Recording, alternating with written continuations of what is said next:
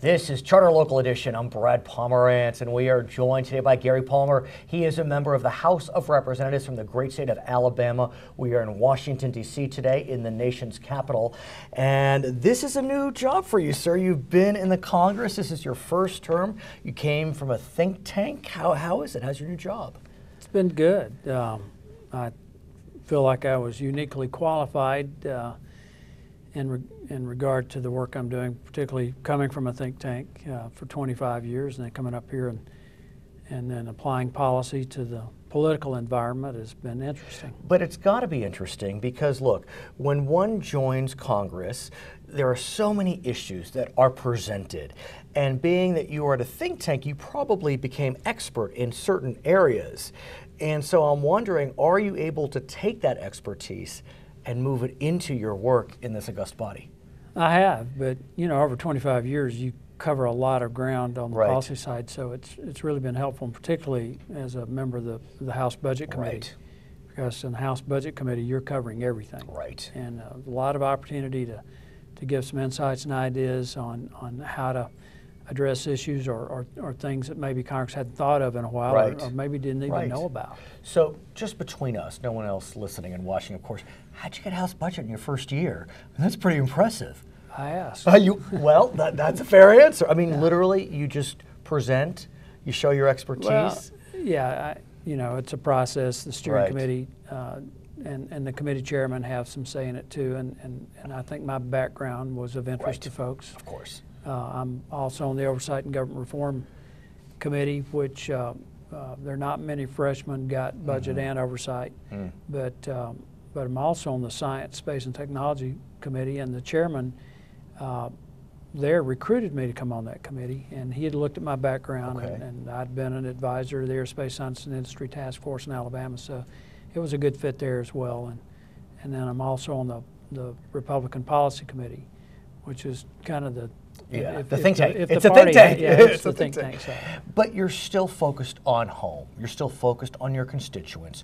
I think about your district, some urban, some suburban, but some rural as well. Yeah. And we know that as a result of advancing technologies, what we find is that in the area of medicine, those technologies can overtake a front office.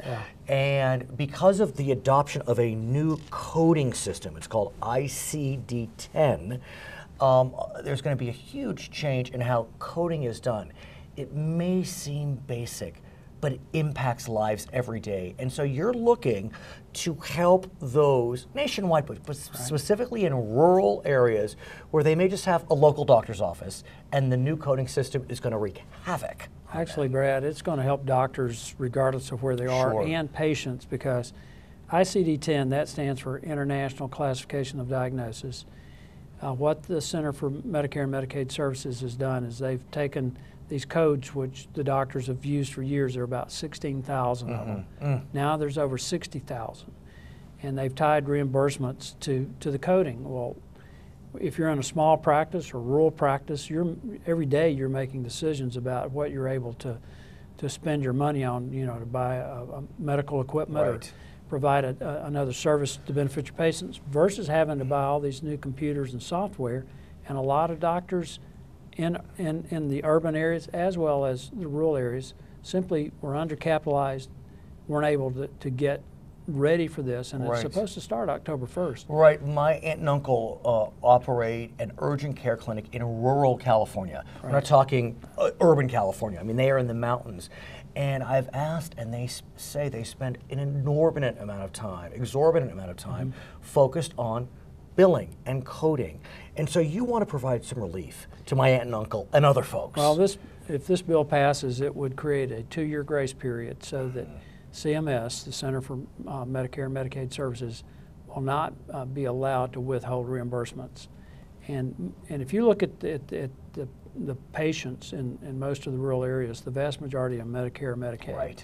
So this is going to be huge for continuing to provide those people with access to a doctor or a hospital in rural areas. So over that 2-year period, though, are these offices, these physicians' offices, going to be encouraged, incentivized to get with the program, because in the end, they need to get with the program, correct, sir? It's coming in, and they've got 2 more years to get up to speed. I also think about rural areas with beautiful creeks and lakes and rivers running through them. I grew up like that. Exactly. And for better or for worse, we as Americans want to make sure that our rivers and lakes and creeks are kept healthy and safe and clean.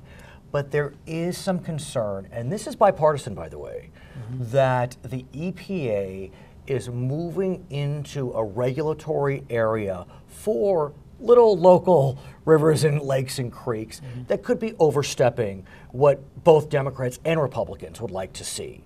Talk to us about what's known as the Waters of the United States rule.